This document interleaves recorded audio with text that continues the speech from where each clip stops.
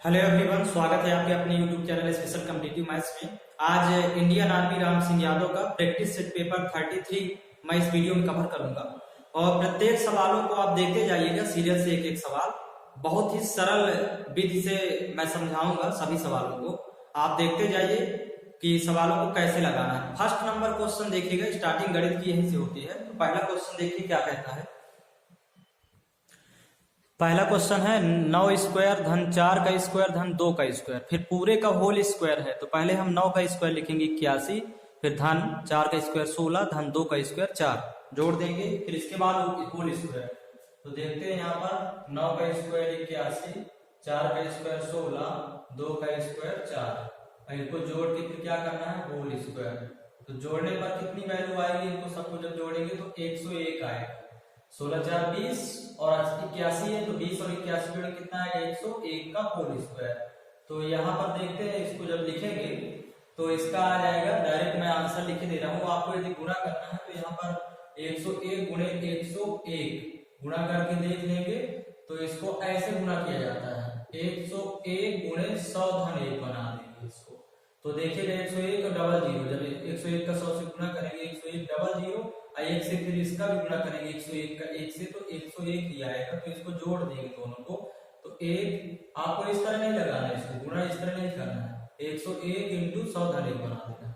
ये 0 2 0 1, इसका उत्तर आ जाएगा 10201। इस तरह गुणा करने पर आएगा। अगला सवाल है इसका, ये सोल्यूशन हो गया।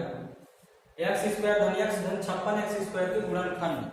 तो यहाँ पर देख रहे हैं कि समान पद है एक्स स्क्वायर और 56 एक्स स्क्वायर। स्क्वायर स्क्वायर वाला पद एक पास रख के, पास में रख के जोड़ लेना है और एक्स साइड में रहेगा। तो यहाँ पर देखेंगे एक्स स्क्वायर धन 56 एक्स स्क्वायर और धन ये एक्स रहेगा। तो जोड़ने पर कितना हो जाएगा, दोनों 57 एक्स स्क्वायर। एक x square 56 x square 57 x square धन एक्स। अब यक्स कॉमन दोनों से, तो यक्स कॉमन ले लेंगे तो यहाँ पर बचेगी वैल्यू 57 एक्स प्लस यहाँ एक्स बाहर आ जाएगा तो इसकी जगह 1। यही इसका सोल्यूशन होगा, ये आंसर आएगा। अगला तीसरा है श्रेणी क्रम का सवाल है। इसमें अंतर देखते हैं कितने कितने का है, तो उससे पता चल जाएगा कि अगला पद क्या होगा। तो इस श्रेणी में देखिए 1 और 5, तो 4 जोड़ा है। तो आगे पहले यहाँ लिखेंगे 1 और 5, तो यहाँ पर जोड़ा है 4। फिर 5 और 13, तो यहाँ पर जोड़ दिया है 8, उसका जस्ट डबल करके 4 दूनी 8, तो 5 8 13। फिर यहाँ पर कितना जोड़ा है, तो जब 4 दूनी 8 तो 8 दूनी 16, ऐसे डबल कर करके जोड़ेगा तो प्लस यहाँ पर 16 जोड़ दिया है। 13 में 16 जोड़ा तो कितना है 29, 6 3 9 1 1 2। अब यहाँ पर कितना जोड़ेगा, तो जब 4 दूनी 8 दूनी 16, तो आगे 16 दूनी 32 प्लस 32 कर देना, उत्तर आ जाएगा 9 2 11 और 3 2 5 1 6। एक्सर आएगा अगला पद। नेक्स्ट क्वेश्चन देखिएगा, चौथा प्रश्न है इसका, ए E B ji C I D के अगला पद क्या आएगा। तो यहाँ पर देख रहे हैं, सबसे पहले इनका क्रमांकिक मान यदि याद हो, नहीं फिर डायरेक्ट देखिए, डायरेक्ट कैसे लिखेंगे इसको। पहले पहला पद देखिए, यहाँ पर ए है, यहाँ पर बी है, सबका पहला पद। यहाँ पर ए, यहाँ पर बी, यहाँ सी, तो यहाँ डी, तो यहाँ क्या आएगा, ई आ जाएगा। मतलब जो अगला पद होगा तो यहाँ पर आएगा ई, पहला पद हो गया। अब यहाँ पर ई लिखा है, यानी इसका क्रमांक 5 होता है। ये जी लिखा है तो ये 7 होता है, तो 5 7। आई लिखा है तो ये 9 है, मतलब एक एक छोड़ के 5 7 9। ये के का क्रमांक 11, तो अगला क्या आ जाएगा 13 आएगा, मतलब यम। ये इसका क्रमांक क्या होता है 13, तो ई एम। इसका उत्तर कितना हो जाएगा, ई एम। इसको ऐसे भी कर सकते हैं, ई के बाद जी जैसे आया तो ई एफ जी, एफ को छोड़ दिया जी लिया, फिर एच को छोड़ के आई, आई जे को छोड़ के के, तो इसी तरह यल को छोड़ के एम हो जाएगा। तो इस तरह से ई एम इसका उत्तर हो जाएगा। पांचवा देखते हैं, किसी वस्तु का क्रय मूल्य 200 रुपए तथा उसका विक्रय मूल्य 250 रुपए है। तो लाभ प्रतिशत पूछ रहा है, तो कम में खरीद के अधिक में बेच रहा है तो उसको लाभ होगा। पहले देखेंगे लाभ कितने रुपए का होगा, फिर लाभ प्रतिशत का सूत्र लिखेंगे। तो यहाँ पर देखिएगा, जब इसको सॉल्व करेंगे तो क्रय मूल्य 200 रुपए विक्रय मूल्य 250 रुपए, तो उसको लाभ होगा, लाभ हो जाएगा विक्रय मूल्य में क्रय मूल्य घटा देंगे 250 में 200, कितने रुपए का लाभ होगा 50 रुपए का। अब लाभ प्रतिशत का सूत्र लगा देना है, लाभ प्रतिशत बराबर होता है लाभ बटे क्रय मूल्य गुणे 100, वैल्यू रख देंगे लाभ की, लाभ है 50, क्रय मूल्य रख देंगे यहाँ पर 200 और गुणे कितना हो जाएगा 100। तो यहाँ से 0 0 कैंसिल कर देंगे, 2 शून्य 2 एकम 2 इसको काट देंगे, 25 दूनी 50, तो लाभ कितने परसेंट का आएगा 25% का। ये इसका उत्तर हो गया। नेक्स्ट क्वेश्चन देखेंगे, छठवें सवाल में सर समीका लगेगी अंश में 0.727 यानी 727 गुणे 0.727 माइनस 0.273 गुणे 0.273, अब बटे में दिया है 0.727 धन 0.273, इसका मान पूछा है। तो अंश में 2 बार गुणा किया है, स्क्वायर लग जाएगा। सब समीका देख लेते हैं पहले कौन सी लगती है। यहाँ पर सब समीका अंश में लगेगी a square minus B square बराबर क्या होता है a plus B a minus B. तो ये सब समीका लगेगी, तो इसी सब समीका के थ्रू यहाँ पर देखेंगे। अब एक ब्रैकेट में दोनों को जोड़ के लिख देंगे, मतलब 0.727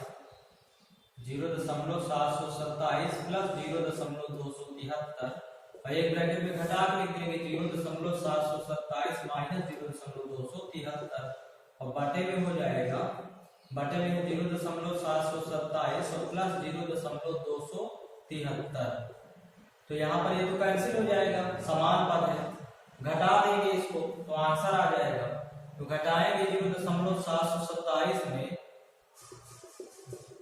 0.273 घटा देंगे, माइनस कर देंगे 4, 12 में 7 घटाएंगे 5, यहाँ 6 में 2 घटाएंगे 4 और यहाँ 0 रहेगा, तो 0 कितना आ जाएगा इसका 454 रहेगा इसका आंसर।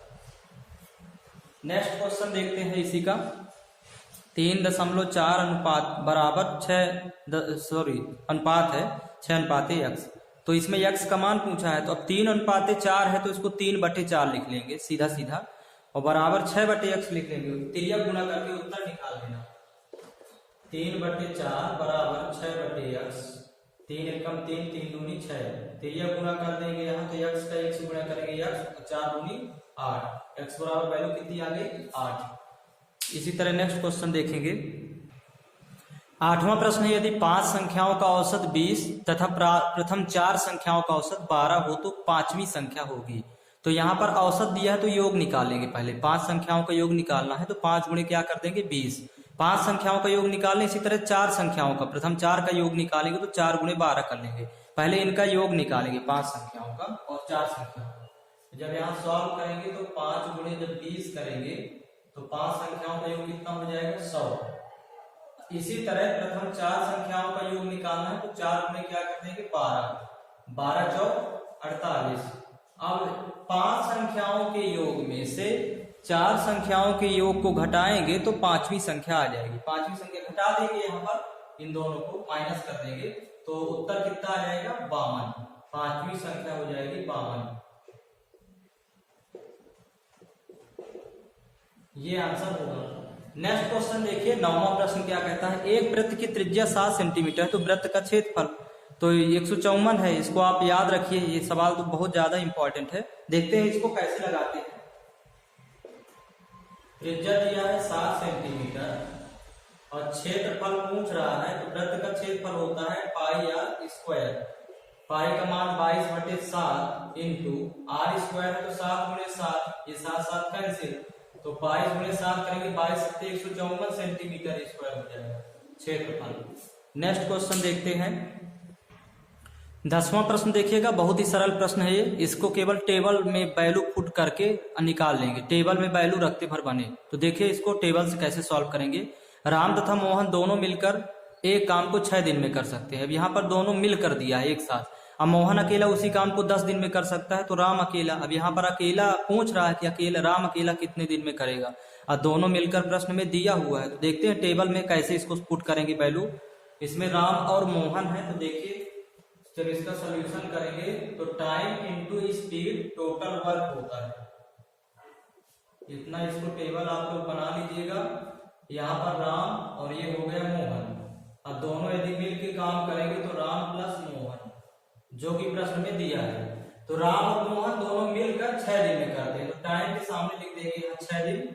अब मोहन अकेला उस काम को 10 दिन में करता, तो मोहन ये 10 दिन। अब 10 6 का एलसीएम टोटल वर्क, यहाँ पर याद रखना है कि जो टाइम दिया है टाइम का एलसीएम ही टोटल वर्क होगा। तो 10 6 का एलसीएम 30, 10 6 का एलसीएम कितना होगा 30, 10 6 का लघुत्तम या एलसीएम आएगा 30, ये निकाल लेंगे।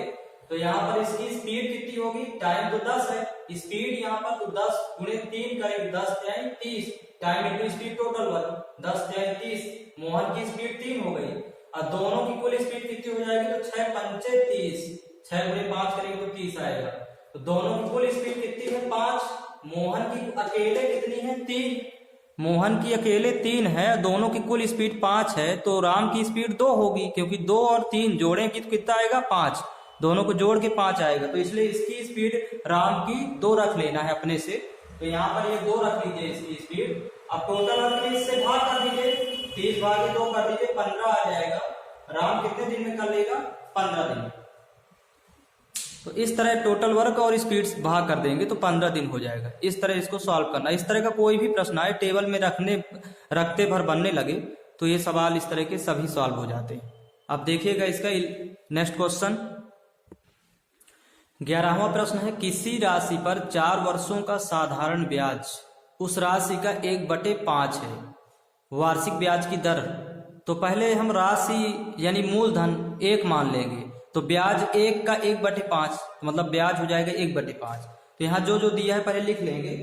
यहाँ पर मूलधन यहाँ पर लिख लेंगे 1, प्रिंसिपल कितना हो जाएगा 1, और यहाँ पर आपका टाइम भी दिया है, टाइम दिया है 4 वर्ष, रेट निकालना है, रेट क्वेश्चन मार्क, और ब्याज दिया है, ब्याज दे रखा है कितना 1/5, तो ये ब्याज हो जाएगी 1/5। अब दर ज्ञात करना है, तो दर का सूत्र होता है दर आर बराबर ब्याज गुणे 100, ब्याज गुणे 100 बटे मूलधन गुणे समय। इसी सूत्र में रख देना है। ब्याज कितना है 1/5 गुणे 100 बटे मूलधन कितना है 1 गुणे समय कितना दिया है 4। तो यहाँ पर देखिएगा 5 एकम 5, 5 दूनी 10 से ही काट देंगे, 20 आ गया, ऊपर 20 नीचे 4 है, तो 20/4 है, तो 4 से काट देंगे, 4 5 20, 5% आ जाएगी, यह इसका उत्तर हो जाएगा। नेक्स्ट देखिए इसका नेक्स्ट क्वेश्चन है, करनी के अंदर 13 फिर धन, फिर करनी के अंदर 7 फिर धन, करनी के अंदर 4। तो हमें इस प्रश्न में अंदर से बाहर की ओर आना है। सबसे अंदर की करनी में देखिएगा 4 लिखा है, तो 4 का वर्गमूल कितना हो जाएगा 2, और 2 और 7 जोड़ देंगे तो 9 हो जाएगा। फिर 9 का वर्गमूल निकालेंगे तो कितना होगा 3, और 3 और 13 जोड़ेंगे तो 16 हो जाएगा। 16 का वर्गमूल कितना आएगा 4, तो इसका उत्तर कितना होगा 4। लेकिन प्रोसेस देख लीजिए लगाने की, ये इसका आंसर कितना आएगा 4 आएगा। कैसे आएगा देखिएगा,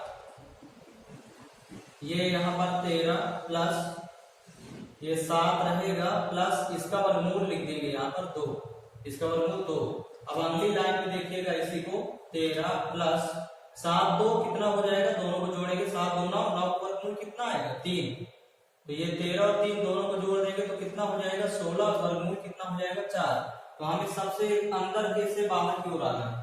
तो ये ऐसे इस तरह प्रश्नों को लगाते हैं। नेक्स्ट क्वेश्चन देखिए 13 नंबर प्रश्न देखिए, 3/4 का 3/4, जहां पर का आ जाता है तो वो दोनों मान एक कहलाते हैं। मतलब ये जो बीच में का लिख दिया तो इसका मतलब कि ये दोनों एक ही कहलाएगा, मतलब इसको एक मानेंगे, गुना लगा देंगे। यहाँ पर देखिएगा 3/4 का मतलब गुना होता है 3/4, ये 3×9/16 हो जाएगा। ये भागे लगा है तो भाग को जब गुणा में चेंज करेंगे तो क्या हो जाता है, अगली भिन्न का आंसर बदल जाता है इस तरह।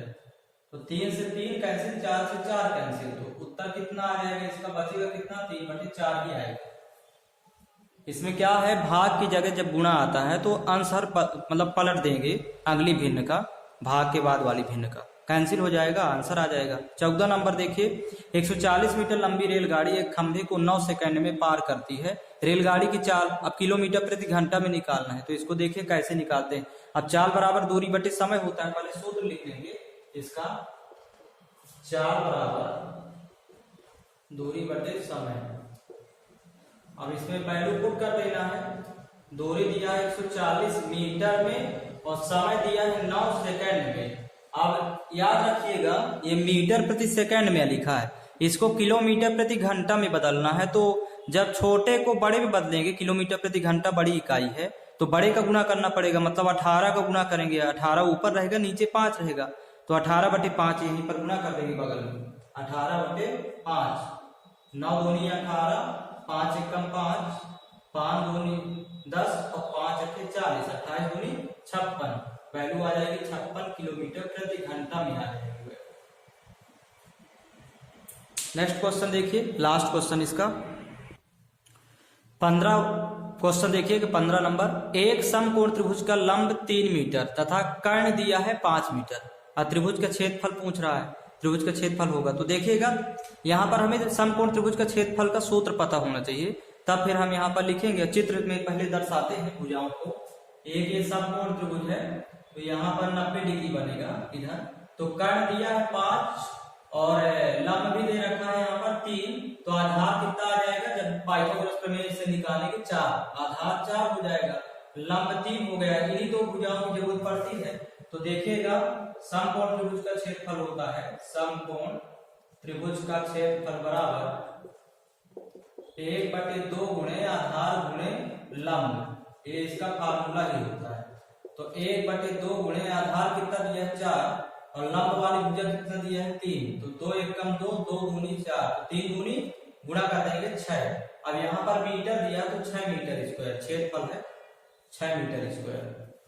तो ये प्रैक्टिस सेट पेपर यहाँ पर समाप्त हो गया। मैं नेक्स्ट प्रैक्टिस सेट पेपर भी जल्दी अपलोड कर दूंगा, तो आप लोग रिवीजन करते जाएं और साथ ही साथ मैं सॉल्व पेपर भी अपलोड कर रहा हूँ, तो आप सॉल्व पेपर देखते जाइएगा, जो कि आर्मी एग्जाम में वो क्वेश्चन आते हैं और वही क्वेश्चन रिपीट होते हैं बार बार, तो इसलिए उनको और लगा लीजिएगा। सॉल्व पेपर को साथ में लगाते जाइए, तो आपका मैथ का क्वेश्चन छूटेगा नहीं एग्जाम में। तो इसमें इतना ही कवर करेंगे।